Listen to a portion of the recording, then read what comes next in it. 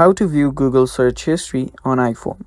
Hello guys, this is Atticus and welcome back to another tutorial video.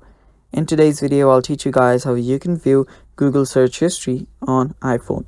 So without any further ado, let's dive right into it. So if you want to see your Google's search history, you can simply open up your Google Chrome. After you open up your Google Chrome, make sure that you're logged into your account. Now from here, you can actually view your browser's history. For that, tap on the three dots on the bottom right, and there you'll find the history option.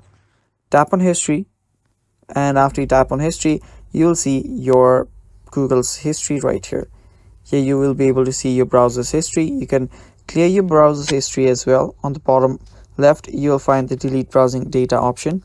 You can tap on that to delete your browsing history as well. And yeah, this is basically how you can view your Google's history. Thanks for watching guys. That is all for today's video. Stay tuned for more, and bye bye, take care.